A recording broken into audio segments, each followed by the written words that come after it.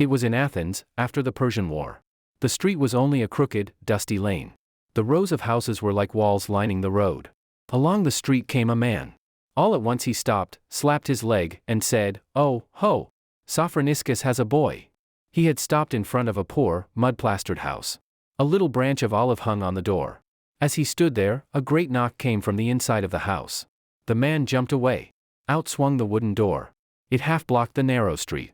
A man came out and shut it behind him. "Good morning, Sophroniscus. So you have a little son?" Happy man. "Yes, a little son, Gylippus. I am going now to the temple of Hera, to make her a thank offering, so goodbye.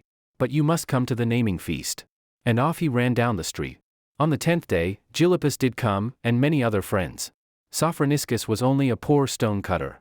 He had no servants to tend the door. His brother was opening it for visitors on this day. The guests walked into the little open court and stood chatting there. After a time, Sophroniscus came out to them. "Good day, my friends, I am glad to see you. Come in and be seated. I have no grand house nor entertainment to offer you." "That's a gay himation you have in honor of the new baby." "The red border," said a friend, smiling.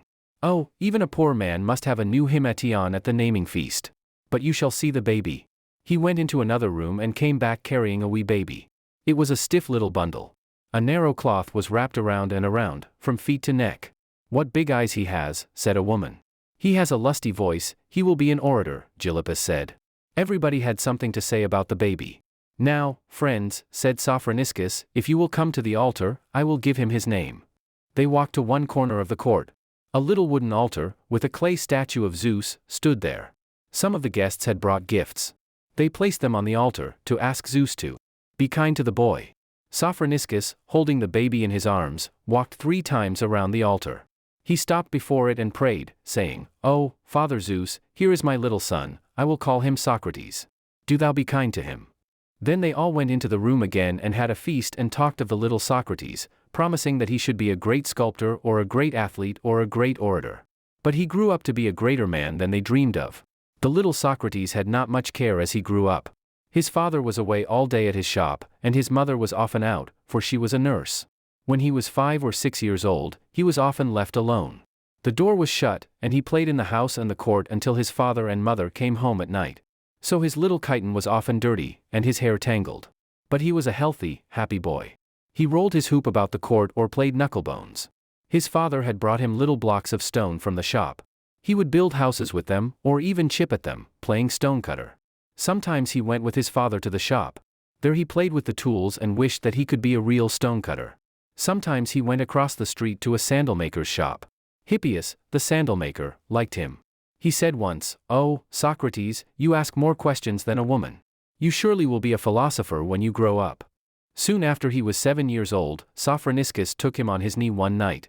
He smoothed his rough hair lovingly. "Socrates, you are 7 years old now. When rich men's sons are as old as that, they begin to go to school. I haven't much money to spare, but I want my boy to be educated. When you become a man, you will go to the public assembly and vote for the laws. You will be president of the assembly sometime, too. I want you to be a good citizen and a good president, and an ignorant man can't be that, so I have made arrangements for you to begin school tomorrow." "Oh, good. Oh, I'm glad, father. I'm going to school. Mother, mother, I'm going to school." And off he ran to the hearth, where his mother was cooking. Soon he was back. "Then I must get up early in the morning, mustn't I?" "Indeed you must, school begins at sunrise." The next morning, in the gray, early light, Sophroniscus and Socrates were standing on a street corner near their house. Socrates had a little basket in his hand. He was dancing around his father and laughing and talking about school. "When will they come, father?" "The sun will be up in a little while." "Oh, here they are, here they are." Down the street came marching a line of boys. Almost every boy was walking beside a man and holding his hand. The man carried a basket or a little bundle of tablets and books. Socrates took his father's hand and smiled up at him. "You are my pedagogue, father. You are better than any servant." "Yes, and here we go." And they fell in at the end of the line. As the column turned in at the schoolhouse door, Socrates left his father, saying, "Goodbye, father, I'll tell you all about it tonight." The building where they were turning in was a 1-story white-plastered house. When they came into the court, Socrates turned to the boy behind him and said, "Pretty." His eyes were shining. The court was a large one. It was filled with oleanders, palms, and rose bushes. Around the sides, in front of the room doors, were covered walks. Columns, painted rose color and white, held up the roof. In front of Socrates stood a marble statue of Athena. Her robes were purple, her shield and spear were gilded. A grave-looking man came into the court from one of the rooms. "Good morning, boys. You are well again, Alcmenior? I see you have a new Clamus, Phaedo. And this is Socrates, our new boy? I am glad to see you, Socrates." He put his hand on the boy's shoulder. "But now it is time for lessons," he called out to them all. They went trooping into different rooms. Oh, that was a great day for Socrates. Everything was new and beautiful. He went into a room with several other little boys. They sat on long stone benches around the sides of the room. On the wall hung lyres and tibias. A young man sat on a chair in the front. He had a lyre on his knee. "Take your lyres," said the teacher. Each boy took a lyre from the wall. The plectrum hung from it by a ribbon. Socrates had never held a lyre before, but he had often seen other people play them. So he set it on his knee and put his left hand behind it, and took the plectrum in his right hand, just as he ought to do. The teacher looked at Socrates and said, "What is the new boy's name?" "Socrates." "Do you wish to learn to play the lyre, Socrates?" "Yes." "Why?" "Because it is beautiful." "Socrates, I wish you to study music because it will make you graceful and gentle. A man who knows nothing of music will be cruel and ungentlemanly. Now tune the strings." And so the music lesson went on. After a while, the boys went into another room.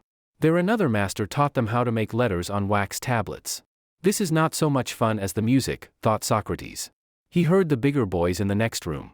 They were reciting poetry. Sometime I shall be able to do that, thought he, and that will be fine. Late in the morning, his class went into still another room. There they began to learn to count. At the end of that lesson, school was over for the morning. Everybody ran laughing and shouting into the court. The pedagogues of the rich boys brought lunches and spread them out for their little masters. Socrates had only some slices of bread spread with honey. He had soon finished eating and was talking to Cleon, a boy near him. "Was it you reciting poetry this morning?" "Yes, and I got my knuckles cracked because I didn't stand gracefully." "Oh, do you stand when you say it?" "Why, yes, boy. Don't orators stand when they speak? And aren't we all trying to be orators? And mustn't orators be graceful? But you weren't making a speech." "No, of course not. I'm not old enough nor wise enough yet. You have to know all of Homer and be able to chant it and play it before you can be an orator. But come on, there's the gong. We must go to the gymnasium." All the boys jumped up and formed in line again. They marched out and down the street a little way and into a small gymnasium. All the pedagogues stopped at the door and waited on the outside. Socrates had often seen the outside of a gymnasium before, but never had been inside. He had dreamed about the fine games in there and had wished that he might peep in. But now he was really going to play there. While he was looking around in wonder, a man touched him sharply with a stick. "Off with your clothes," he said. Socrates ran into a dressing room. He was back in a minute. "Throw this ball to Cleon," said the master, and gave him a ball. Little Socrates could not throw very well and was soon tired. But every minute or two the master was there and would say, "Throw it harder, run for it, put your hands closer together." When Socrates thought his arms would drop off with the ache, the master said, "Come here with these boys and jump." It gave his arms time to rest. After the jumping, came work with the dumbbells. Then the master had him run around and around the gymnasium court. He showed him how to swing his arms and how to lift his feet high. The sun was just going down when he said, "That's all. Take your bath and go home." The boy ran to a great vase in the court. He threw water upon himself and rubbed it off with his hands. Then he rubbed his body with olive oil. He felt his muscles grow limber under it. At last, he scraped himself with his strigil. He put on his chiton and hung his strigil and oil vase at his girdle. He put a fresh fillet on his hair. When he came out of the gymnasium, there was his father. "Oh, father! I am glad you are here. Well, how did you like it, my boy?" "Oh, it was fun. But I'm so tired." And he leaned against his father. "Well, come on home, you shall go to bed. In a few days, it won't tire you so." "What did you do?" "Oh, father. Vai tilio emriestid." Sophroniscus laughed. "All right, my man. It is good for you, even if it does tire you. It will make you strong and healthy and handsome and able to work for Athens. A man with stiff hands and legs will have a stiff tongue, too." And so Socrates lived for 7 years, school and gymnasium all day long. Early to bed and early to rise. When he left school, the master said to him, "You do not play the lyre very well, but you can recite all of Homer after a fashion." You know how to use numbers, and you are always asking questions. You will find out a great many things for yourself. The master of the gymnasium said to him, "You were born ugly, but you are one of the strongest and toughest boys in the gymnasium." Socrates had left school early. He was to go to his father's shop and learn his trade. He worked away for several years. One day his father said to him, "You are not a bad stonecutter, but you don't do much work. You wander about the streets, talking to people. You listen to the wise men. Here at your work I often find you drawing figures in the dust. Why don't you stop this nonsense and go to work? I am trying to find what the sun is made of. I am wondering how the stars were made. I get to thinking about these things and forget to work." "A poor man has no business to bother about the sun or stars," growled his father. But Socrates earned enough to support himself. After a while, he married and had a house of his own. He had a great many friends. His wife once said, "You are always bringing your friends here, when we have nothing to eat." "Ah, my dear, we feast on wise words." And so they did. One of his friends once said, "I should rather talk with Socrates than eat a fine dinner." This same friend once went to the oracle at Delphi. Here Apollo had a temple and a priestess. Apollo knew all things and he was glad to help men with his wisdom. So, people used to go to his temple to ask him questions through his priestess. And through this priestess he answered them. Socrates' friend said to the priestess, "Is there anyone wiser than Socrates?" The priestess answered, "No." The friend was delighted. He thought to himself, how proud Socrates will be when he hears it. He hurried back to Athens. He burst through the doorway of Socrates' house, calling, "Socrates! The oracle says that you are the wisest man in the world." Socrates turned and looked at him in wonder. "What do you say, Chaerephon?" "The oracle says that you are the wisest man in the world." "I, wise?" "Yes, you, and I think so, too. But I am not wise." "What does the oracle mean?" "The oracle always tells the truth." "But how can this be true? Is there nobody wiser than I am?" "Surely. But the oracle says." "Not. I must find out. There are the officers of the city, they must be wiser. I will go and see whether they are not." The next day he went to the chief of the city. "You know how to rule the city, do you not?" asked Socrates. "Oh, yes," answered the chief. "What kind of men ought to be officers?" "Wise men." "But what are wise men?" "Why, men who know a great many things." "What kind of things?" "The things we learn in school, music and numbers and gymnastics." "Is that all?" Why, no, they must be orators." "Why?" "Oh, Socrates, you are trying to make a fool of me." "No, indeed. I wish to know why an officer of the city ought to be an orator." "In order that he may make the people do as he pleases." "But what should he please to have them do?" "Why, different things. Dance and turn somersaults?" Some of Socrates' friends were there. When he said this, they laughed at the officer. This made the officer angry, and he said, "I'll not talk to you, you are making fun of me." And he always hated Socrates after that. Socrates said to his friends as they left the building, "I think that an officer ought to be a man who loves his city. He ought to know how to make men good and honest. I expected this man to be wise, but you see that he is not. Let us go to Meno, the maker of lyres. Surely he will be wise, since he makes such fine things." So they went to Meno, and Socrates said, "Meno, I hear that you make the finest lyres in Athens." "I think it is true," said Meno. "I suppose it is difficult to make a good lyre." "Yes, a lyre maker must know a great many things." "Should you call a maker of lyres a wise man, then?" "I should think so." "Then I ask you, Meno, you wise man, do you know what a good man is?" "Why, yes, a good man is a man who does nobody any harm." "Then a dead man is a good man." Socrates' friends laughed, and Meno flushed with anger. "No. Well, then, a good man is one who does people good." "But what is it to do people good?" "Oh, you ask too many questions. I haven't time to bother with you." Socrates turned to his friends. "I begin to see what the oracle means. These men think that they know things when they don't know them. Now, when I don't know a thing, I say so. For instance, if you said to me, 'How many grains of sand are there in a cupful?' I would say, 'I don't know.' But these men would say, 5,000,000, or some such number. I think that is what Apollo calls being wise. But I will not be sure yet, I will try everybody. Perhaps I may teach people to be wise in this way." So he went about to everybody. He talked with people on the street corners. He talked with people in their shops. He talked with people who were buying in the marketplace. He talked with the young men who lounged in the barber shops. He always found the same thing: people pretended to know things that they did not know. He tried to show these people that they were not wise. After that they always hated him. But it was wonderful the way his friends loved him. He was always being asked to banquets. Many rich men asked him to be teacher for their sons. They offered him a great deal of money to do it, but he always answered, "No, I am not wise enough to be a teacher, I am only trying to make men good and honest. Of course I can't take money for that, because I am doing it for Apollo." But there were some people who were very angry because their sons followed Socrates. They said, "We never know where our sons are, we can't keep them at home or at school. This Socrates charms them like a siren." One of the young men who loved Socrates was named Alcibiades. He was a very handsome fellow and a sort of a dandy. It was strange to see these two walking together. Alcibiades had on a gay new himation every day, his hair was curled and perfumed. Socrates wore the same old gray robe winter and summer. He was usually barefooted, he was partly bald, and his gray hair was ragged. But Alcibiades said, "Socrates is like a pigskin wine bottle. How ugly on the outside. But, oh, the sweetness and sparkle when it is opened." One time the army of Athens marched away north to war. Alcibiades and Socrates were two of the soldiers. It was cold up there. The snow was deep. The soldiers seldom stirred out of camp.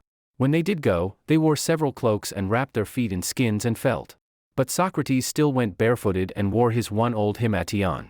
One morning, when the summer had come, the soldiers saw him standing in front of the camp. He was staring at the ground in deep thought. "What do you suppose he is thinking about?" asked the soldiers among themselves. After an hour or two, they looked again. He was still standing in the same position. They laughed and said, "Let us watch him. He did not move all day." At supper some of the soldiers said, "Why not take our blankets out there and see whether he stays all night?"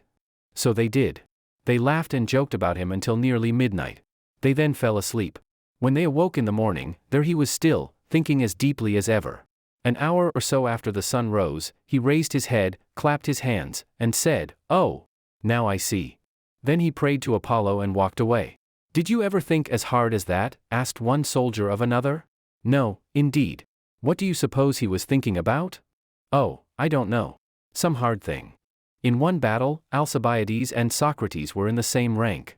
Alcibiades was fighting fiercely with one of the enemy. Finally, the man turned and ran back into his own lines. Alcibiades ground his teeth and shouted, "I'll have you yet." He did not think of the danger, but ran after him. In a minute he was surrounded by the enemy.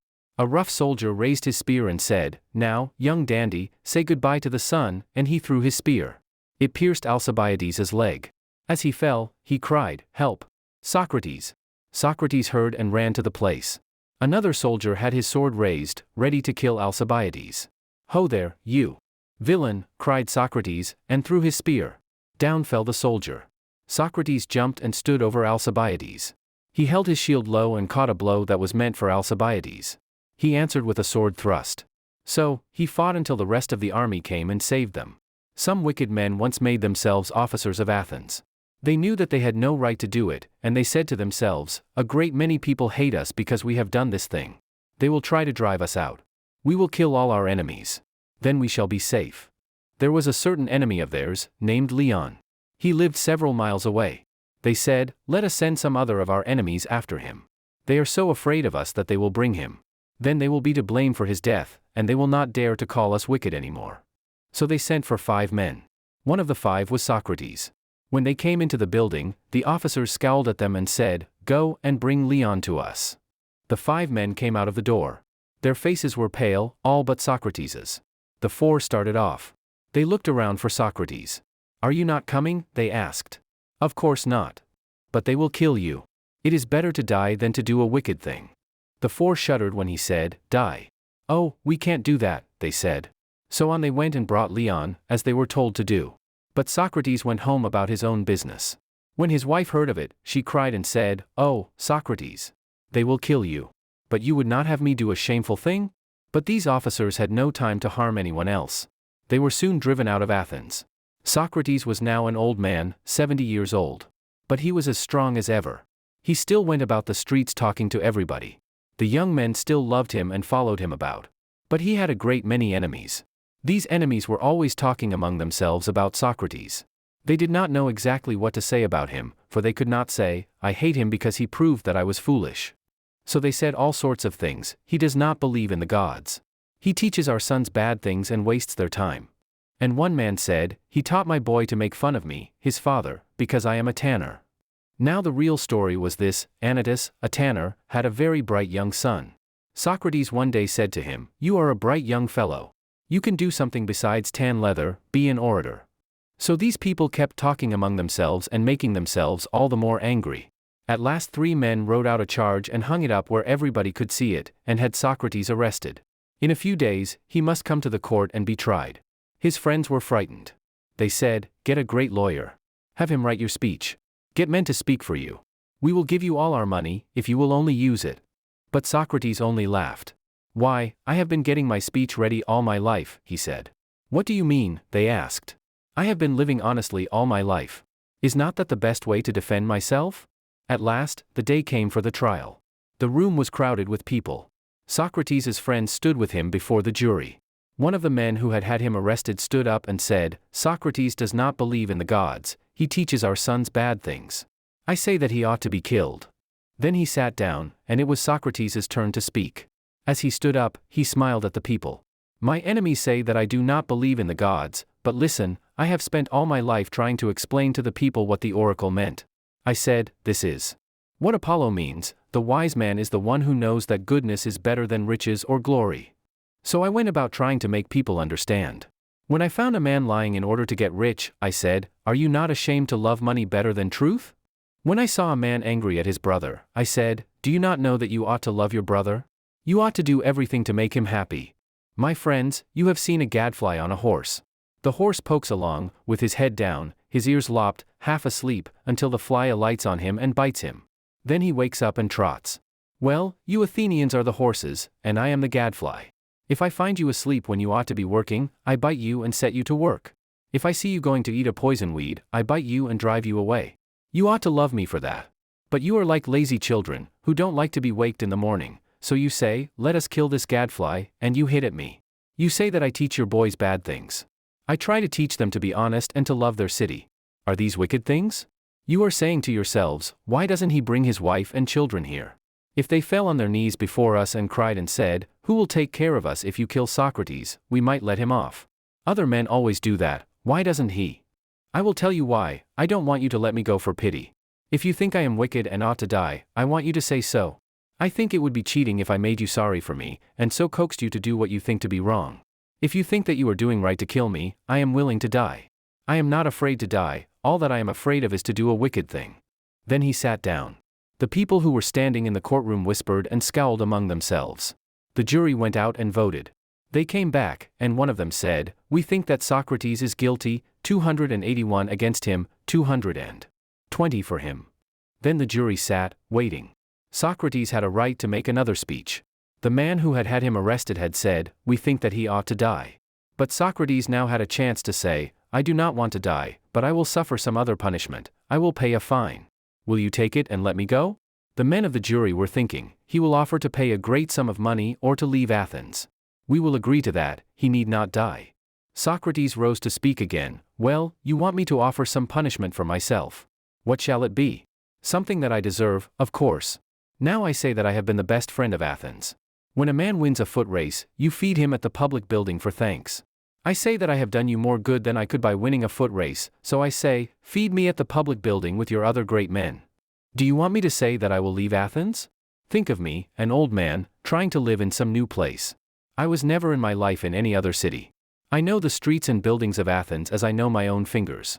I can walk blindfolded through the city, I love it as I love my mother. I would not live in any other place, I should always be wishing for Athens. No, I cannot leave Athens. Do you want me to pay a fine? But I am a poor man, I have only enough money to buy bread and clothes. When he said that, 3 or 4 of his friends leaned toward him. Socrates, you may have all of our money. We are rich men, take all we have and buy yourself off, they said. Socrates smiled and said to the jury, my friends offer me their money to use, but if I should pay a fine, it would be the same as saying, yes, I am guilty. But I am not guilty, so I will not pay a fine, neither will I leave Athens. But I will consent to be fed at the public building with the heroes. What will you do with me? Then he sat down. The jury scowled at him more than ever. They sneered and said, he thinks that it is a good joke about being fed with the heroes. We will show him what we think of him. So they voted again and said, we think he ought to die. That was really the end of it, but Socrates arose again and said, may I talk to you a little while? The officers have not yet come to take me away. Do you think that you have done me any harm? You have not. I am glad, thinking of what will happen to me. When I die, I shall go to another country. There everybody is happy and kind. I shall see all the good men that ever lived. I can talk with them as long as I please. I can sit and chat with Achilles and Odysseus and Homer and Leonidas. I can ask them all about that great war at Troy, and the fight with the Persians. Ah, I shall be happy there. But here are the officers, I must go. Goodbye, my friends. He came down the steps of the building. A young man who loved him came to him weeping. Oh, Socrates, he said. It makes me weep to see you die and not deserve it. Socrates put his hand on the young man's head and smiled. Should you rather have me deserve to die? You are a funny fellow? So Socrates went to his prison. He was there about a month. Every day his friends came to talk with him. He was as kind and as happy as ever. One morning, his old friend, Crito, came before sunrise and found Socrates asleep. He sat by the bed for a long time. At last, Socrates awoke. Why, Crito? You here so early? How long have you been here? An hour or so. Why didn't you wake me? I have been watching you. You looked so happy in your sleep that I didn't want to wake you. I have bad news to tell. Oh, you mean that I must die today? Yes, or tomorrow. Why, Crito, this is not bad news. Not bad for you, but for your friends. Socrates, I have given money to the doorkeeper of the prison. He will let you go away. Won't you go, Socrates? Run away like a thief, Crito? And, besides, where could I go? I have rich friends in Thrace. They have asked you to live with them. You could live like a king. But I don't want to live like a king, and I don't want to live anywhere but in Athens. But do you think it would be right for me to go, Crito? Of course I do. But, Crito, suppose the laws should come to me and say, what are you doing, Socrates? Do you remember when you were 18 years old? You came before all the men of Athens and said, I promise always to obey the laws. You didn't have to promise that. You might have said, I don't like Athens or its laws, I will go to some other city. But you did not say that. You said, I love Athens, I love her laws, I will obey them, I am their son. Didn't I say that, Crito? Yes. Ought I not to keep my promise? I suppose so. Then, besides, the laws would say to me, ought not a son to obey his father? Yes, I would say. Always, they would ask. Yes, always. But we, the laws, are your father. Ought you not, then, to obey us? Shouldn't I have to say yes, Crito? I am afraid so. Perhaps the laws would say this, too, have you ever been in the army? I should say, yes. Did you obey your captains? Yes. Always? Yes. Even when he said, go fight and die if it is necessary? Yes. Suppose you had run away before the battle. What would men have called you? A coward. But we, the laws, are your captain. Now we say, die. What ought you to do? What do you say, Crito? Ought I to obey, then, and not run away? I am afraid so, Socrates. Well, then, come, cheer up. Let us do our duty. And Socrates smiled at Crito. On the next morning, all Socrates' best friends came to the prison. They came as soon as the doors were open. They talked all day long. Toward evening, Socrates said, well, bring in the poison. They brought it, and he drank it. The last thing he said was, Crito, we owe a cock to Aesculapius, pay it, therefore, and do not neglect it. Aesculapius was the god of healing. Whenever a Greek was cured of a sickness, he knew that Aesculapius had done it, and he took a thank offering to his temple. Now Socrates expected death to cure him of ignorance and of wickedness. In the land of the dead he would learn much, and he would be happy. So he wished to thank the god of healing as other men did. His last words were really the Greek way of saying, oh, I shall be very happy talking with Achilles and Leonidas and the others.